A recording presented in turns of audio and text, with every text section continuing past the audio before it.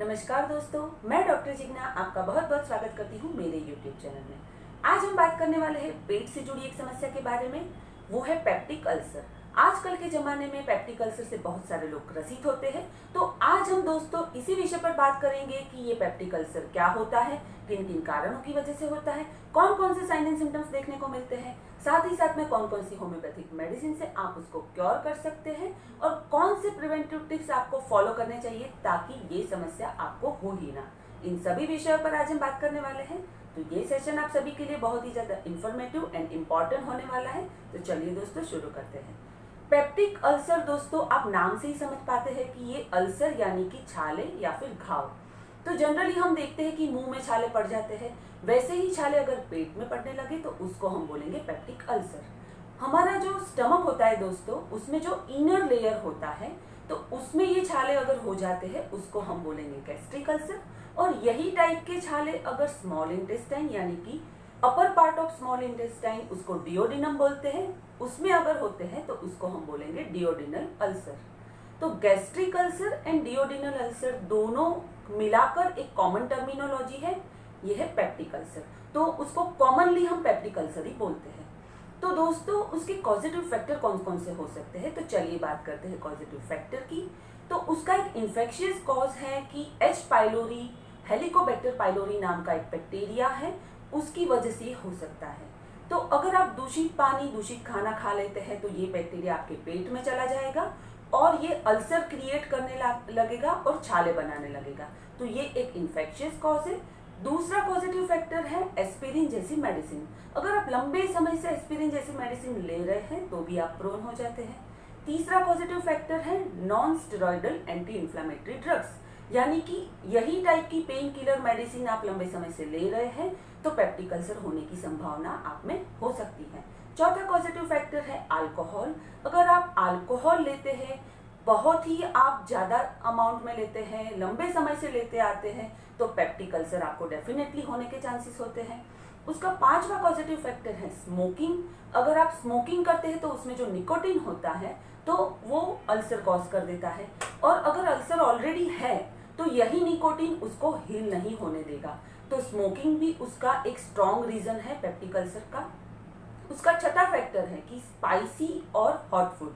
अगर आप बहुत स्पाइसी, तीखा, मसालेदार खाना खा रहे हैं, बहुत गरम गरम खाना खा रहे हैं, तो भी पेप्टिक अल्सर की संभावना आप में होती है। उसका सातवां फैक्टर है स्ट्रेस।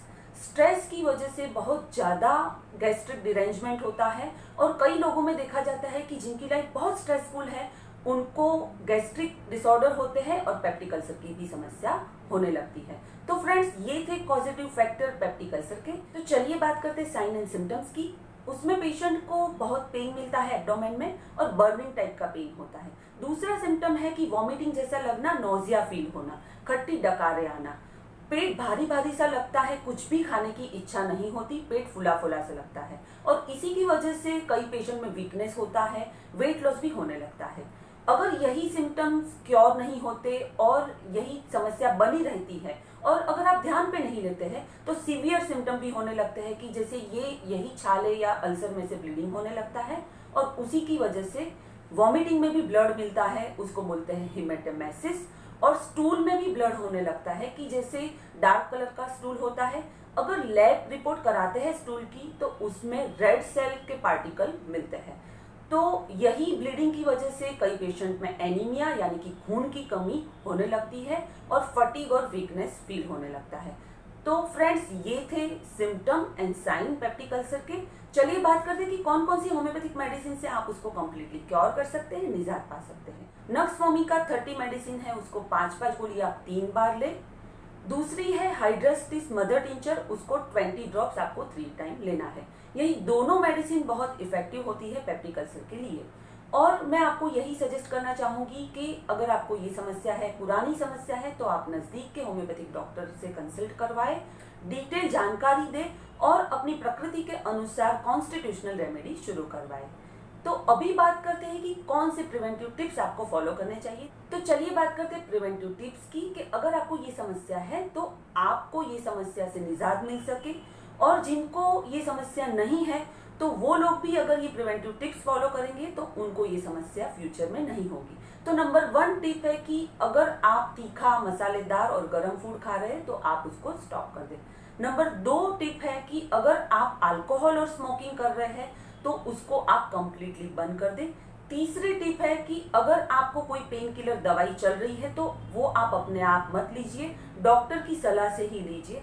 चौथी टिप है कि आप स्ट्रेस बिल्कुल भी ना लें और स्ट्रेस रिलीव करने के लिए आप किसी भी तरह का मेडिटेशन शुरू कर दें, सुबह में 15 मिनट और शाम को 15 मिनट। तो फ्रेंड्स, ये थे प्रिवेंटिव टिप्स। आशा रखती हूँ आपको ये सेशन पसंद आया होगा। मिलती हूँ अगले सेशन में एक नए टॉपिक के साथ। तब तक के लिए धन्यवाद।